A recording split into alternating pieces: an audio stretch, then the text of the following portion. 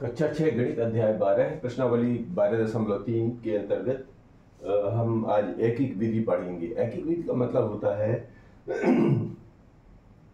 कि कोई भी काम पहले उसको एक पर बदल लेना है। यानी कोई भी विधि, इसकी पहले परिभाषा लिख लें कि वह विधि जिसमें हम पहले एक इकाई का मान निकालते हैं, यानी जो भी काम करना हो उसको पहले इकाई पर ले आते हैं और फिर जितनी इकाइयों का मान निकालने को कहा जाए निकालते हैं, वह एकीक विधि कहलाती है। यानी कि जैसे मान लीजिए कि कोई चीज दिया है 10 रुपए में, मान लीजिए 20 टॉफियां मिलती, ठीक है। तो ये तो 10 रुपए का दिया हुआ है, तो एकीक विधि क्या कहती है? एकीक विधि कहती है कि इसको 1 रुपए में पहले कन्वर्ट करते हैं। 1 रुपए में कितने हो जाएंगे? 20/10, यानी 10 एकम 10 और 10 दूनी 20, यानी कितनी आ गई? 1 रुपए में 2 टॉफी, ठीक है। 1 रुपए में 2 टॉफियां। अब अगर मान लीजिए मेरे को 4 रुपए है मेरे पास, तो मैं क्या करूंगा? इस 4 रुपए में इस 2 टॉफी का गुणा कर देता हूं, तो कितनी हो जाएंगी? सॉरी, 4 दूनी 8 टॉफियां। ऐसे हमारे सवाल हल होंगे। यानी कि कोई भी काम करना है उसको पहले इकाई में बदलना है, फिर जितने में मान को निकालने को कहा जाए उतने का गुणा कर देते हैं। तो यह है विधि कहलाएगी एकीक विधि। तो इसी विधि को लेते हैं प्रश्नावली 12.3 के सवाल। तो प्रश्न नंबर 1 लेते हैं कि यदि 7 मीटर कपड़े का मूल्य 1470 रुपए हो तो 5 मीटर कपड़े का मूल्य ज्ञात कीजिए। तो इसका हल शुरू करेंगे। जहां से प्रश्न शुरू करता है पहले हमको वो देखना है और फिर चाहिए क्या उस पर चाहिए, ठीक है ना। तो वो दिया क्या है? 7 मीटर कपड़े का मूल्य और इतना रुपया और 5 मीटर कपड़े का मूल्य ज्ञात करना है। यानी हमारा प्रश्न शुरू हो रहा है कि मीटर से शुरू करना है और पैसे को ज्ञात करना है, ये करना है।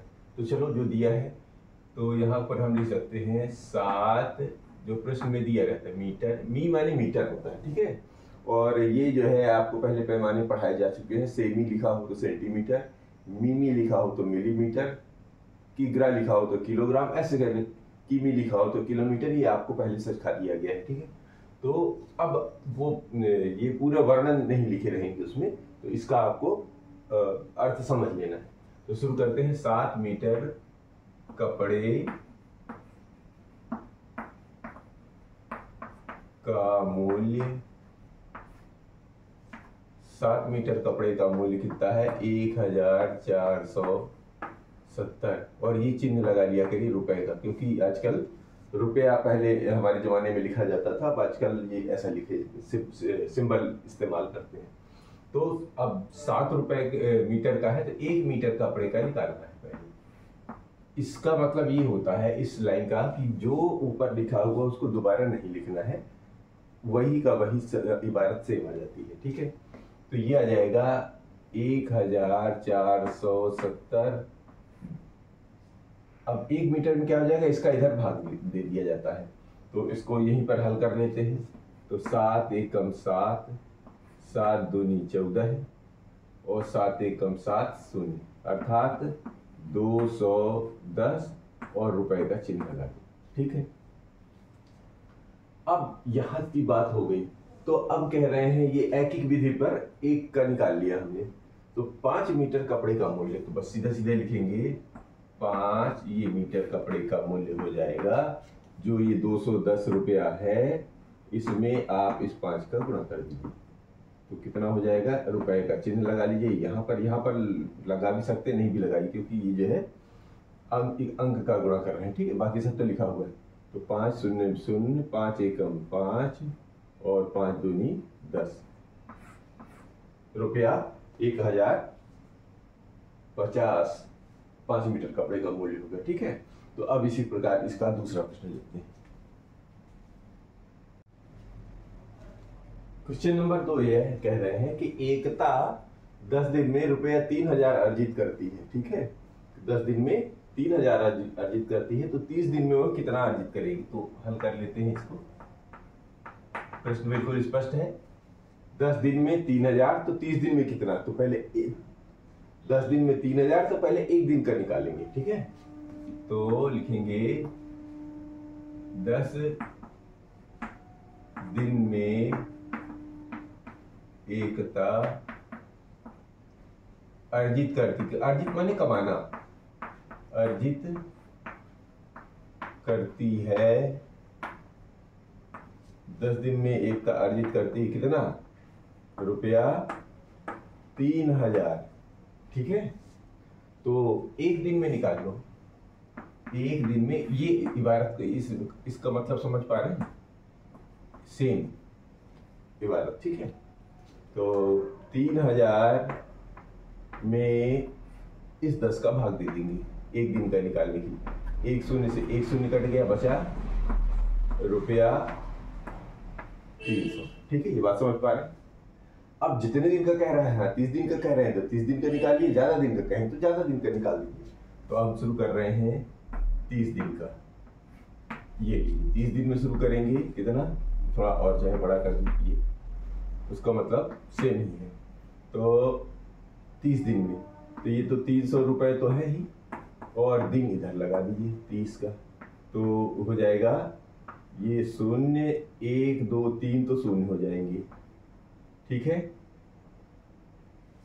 2 शून्य इसके, 1 शून्य इसका, और 3 का 3 में गुणा करिए, 3 तिरकाई 9, और यहाँ का रुपए का चिन्ह, यानी 30 दिन में वो 9000 रुपया कमाएगी। बात बिल्कुल आसान है। तो इसी तरह इसका तीसरा भी ले लेते हैं। तीसरा प्रश्न है कि यदि पिछले 3 दिन में 276 मिलीमीटर वर्षा होती है तो एक सप्ताह माने 7 दिन, तो 7 दिन में कितने मिलीमीटर वर्षा होगी। हालांकि इन्होंने स्पष्ट लिख दिया, 7 दिन कई बार नहीं लिखा रहता, तो ये अपने से समझना पड़ेगा कि एक सप्ताह माने 7 दिन। आगे ये भी कहते हैं, ये मानते हुए कि वर्षा उसी गति से हो रही है। आप ये ना समझ लिए कि वर्षा बंद हो गई है, वर्षा उसी गति से होती है, मतलब वो कंटिन्यूटी बनी हुई है। आपको निकालना है कि 3 दिन में इतना तो 7 दिन में कितना, बस ये देखना है। तो यहाँ पर आपको दिमाग नहीं भटकाना है, वो कंडीशन पहले स्पष्ट करते हैं, ये आपको ध्यान रखना है कि वो कंटिन्यूटी बनी है उसमें। तो शुरू करते हैं कि 3 दिन में 276 मिलीमीटर वर्षा होती है, लिखेंगे वैसा ही लिखेंगे हम लोग भी। 3 दिन में वर्षा होती है,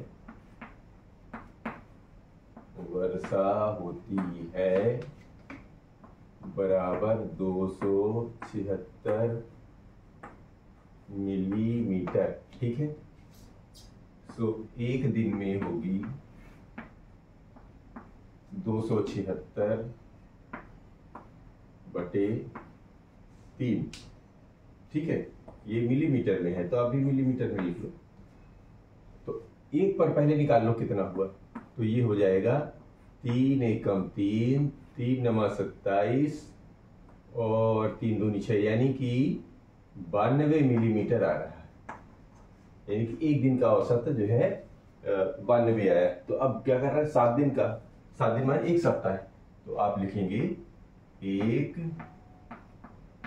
सप्ताह, कोष्टक में लिख ली 7 दिन, यानी कि 7 का गुणा भी करना है आपको, ठीक है।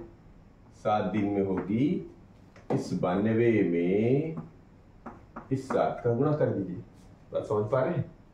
तो 7 दूनी 14 और 7 9 63 और 1 64, इतने क्या होगा, ये मिलीमीटर, यानी कि 644 मिलीमीटर वर्षा होगी। तो इसी में चौथा लेते हैं। क्वेश्चन नंबर 4 है कि 5 किलो गेहूं का मूल्य ₹91.50, यानी 91 रुपया 50 पैसा, 91.5 बोल सकते हैं, है ना, 91 रुपये 50 पैसे। तो 2 प्रश्न है कि 8 किलो गेहूं का मूल्य क्या होगा। दूसरा कह रहे हैं कि 183 रुपए में कितना गेहूं खरीदा जा सकता है। यानी 2 सवाल एक साथ उन्होंने पूछ लिए हैं, तो एक एक करके उठाते हैं हम लोग। पहला लेंगे ए को, तो इबारत वही है कि यहाँ से शुरू होगा हर चीज, ठीक है ना। फिर तो लिखेंगे 5 किलो गेहूं का मूल्य है 91 रुपए 50 पैसा। तो ठीक है, लिखेंगे 5 किलो गेहूं का मूल्य बराबर 91.50। ठीक है, यहाँ पर चाहे चिन्ह लगा दो। तो सबसे पहला काम क्या करेंगे, एक पर निकाल लेते हैं ना। तो 1 किलो गेहूं का मूल्य हो जाएगा ये 91.50 में से 5 का भाग दे देते हैं। तो 5 का भाग अगर आपको सीधे सीधे ना आए तो यहाँ किनारे कर लेना है। वैसे एक करके मैं बताता हूँ, बाकी आपको सीधा सीधा करना है, ठीक है ना। जैसे ये है 91.50 है तो 91.50 हो जाएगा। ऐसा ऐसा कर लेते हैं, इसको हल करके दिखाता हूँ, बाकी यहाँ पर लिखना नहीं है आपको। तो 91.50 है तो दशमलव हटाएंगे तो ये 91.50 बन गया। ये 5 है, जैसे ही दशमलव यहाँ हटा दो तो 1 और ये शून्य लगा देते हैं, ऐसे लगा देते हैं। ऐसा भी हल कर लीजिए। तो इससे ये शून्य कट जाएगा। अब इसमें कितना आ जाएगा, 5 का भाग, इसमें भाग दे दोगे तो 5 एकम 5 और 5 एकम 5 और ये 4 बना 43, 5 अट्ठे 40 और 5 तिया 15, ठीक है। और इधर 183 आ गया और यहाँ पर बटे 10 है। इसका मतलब ये 183 बटे 10। अब ये 10 हटेगा तो ऊपर बन जाएगा 18.3 या 18.3। शून्य अपने से लगा सकते हैं क्योंकि पैसे जो है दहाई के में इकाई में दशमलव के बाद 3 आ गया तो अगला शून्य हम बना सकते हैं, ठीक है। तो 18 रुपए 30 पैसे, 18 रुपए 3 पैसे नहीं, अगर 3 होता तो 0.3 आता। तो इसको लिखने के कि 18 रुपए 30 पैसे 1 किलो का भाव हो गया। तो हम यहाँ पर लिख देंगे 18.30 और रुपए का चिन्ह लगा दीजिए। ये बात समझ पा रहे हैं। तो इस तरह आपको हल करना है। आगे से जो है सीधे करेंगे हम लोग। तो यहाँ आ गया, तो 1 किलो गेहूं का मूल्य आ गया। तो अब 8 किलो का निकालना था, तो 8 का आप इसमें जो है गुणा कर देंगे। कैसे, ये है 18.30 में 8 का गुणा कर दीजिए।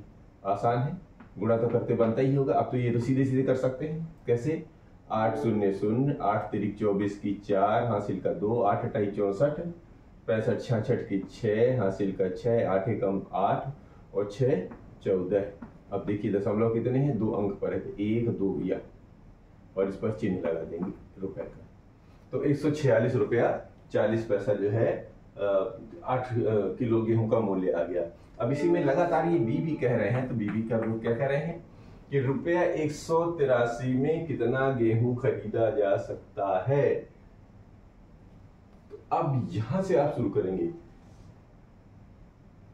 183 में कितना, यानी कि 1 रुपए में कितना मिल रहा है, 18.30। 18 रुपए 30 में कितना मिल रहा है, 1 किलो, है ना। तो 183 में कितना होगा। अब इबारत जो है इधर से इधर को चलेगी। तो शुरू करते हैं। 18.30 यानी 18 रुपए 30 पैसे यहाँ लिख रहे। रुपए 18.30 में खरीदा जा सकता है, खरीदा जा सकता है कितना, 1 केजी गेहूं। 1 केजी क्या लिखा, केजी किलो लिखा है तो किलो लिख दो। ये लो किलो लिखा है, 1 किलो गेहूं, ठीक है। 1 किलो खरीदा जा सकती है। एक में गेहूं खरीदा, यहाँ गेहूं और लगा लीजिए। तो गेहूं, ठीक है, यहाँ पे गेहूं लगा लीजिए। तो 18 रुपए 30 पैसे में गेहूं खरीदा जा सकता है 1 किलो, ठीक है। तो 1 रुपए में कितना आ जाएगा, ये तो 18 रुपए थे, तो 1 रुपए में कितना हो जाएगा, 1 रुपए में हो जाएगा 1/18.30। ये नीचे आ जाएगा। तो अब ये जो कह रहे हैं इसका इस पर काम कर दो। तो कह रहे हैं जी पूरा 183 रुपए में खरीदो कि दिखाओ। तो ले जी 183 रुपए में खरीद के दिखा देते हैं। तो ये 1 गुणे 183 और बटे 18.30 3 शून्य। ठीक है, ये बात समझ पा रहे हैं? तो दशमलव जब हटाएंगे यहाँ पर आ रहा होगा तो देख लेते हैं। ये 1 में गुणा करेंगे तो वो तो उतना ही रहेगा 183, और यहाँ पर आ जाएगा 18, 30, और ये दशमलव हटाएंगे तो यहाँ पर 100 का गुणा हो जाएगा। क्यों? जैसे ही दशमलव हटता है तो 1 लगता है, शून्य शून्य आ जाता है। 1 शून्य से 1 शून्य, 183 से 183 पूरा कट गया, बचा 10। तो यानी कि 10 किलो ये जवाब बनाना। ठीक है, ऐसा। तो ये रहा हमारा प्रश्न नंबर 4। अब लेते हैं प्रश्न नंबर 5। क्वेश्चन नंबर 5 लेते हैं कि पिछले 30 दिनों में तापमान 15 डिग्री सेल्सियस गिरता है। ठीक है, यदि तापमान की गिरावट इसी गति से जारी रहे तो अगले 10 दिनों में तापमान कितने डिग्री गिरेगा। जैसे उन्होंने वर्षा के बारे में एक क्वेश्चन पूछा था ना कि वर्षा ऐसा है और तो 7 दिन में कितना होगा यदि कंटिन्यूटी को मान ले, तो वही कंटिन्यूटी आपको यहाँ पे ध्यान रखना है। तो शुरू करते हैं कि 30 दिनों में तापमान गिरता है कितना, 15 डिग्री सेल्सियस। तो लिखेंगे 30 दिनों में तापमान गिरता है, तापमान गिरता है कितना, 15 डिग्री सेल्सियस। 15 डिग्री सेल्सियस को सी लगा देते हैं तो सेल्सियस हो जाता है। ठीक है, तो एक दिन में कितना हो जाएगा, तो ये एक दिन में हो जाएगा 15/30। ठीक है, तो इसको हल भी कर लो। 15 एकम 15, 15 दूनी 30, यानी 1/2, यानी आधा डिग्री सेल्सियस जो है ये गिरता है। तो ये कह रहे हैं 10 दिन में कितना हो जाएगा, तो 10 दिन में तो 10 दिन निकाल दीजिए। तो ये 10 दिन में हो जाएगा 1/2 में 10 का गुणा कर दीजिए। इसका मतलब ये हुआ तो 2 एकम 2, 2 पंचे 10, अर्थात 5 डिग्री सेल्सियस। 10 दिन में कितना कम हो जाएगा, 5 डिग्री सेल्सियस। तो आज 5 सवाल, अगले फिर कल के वीडियो में।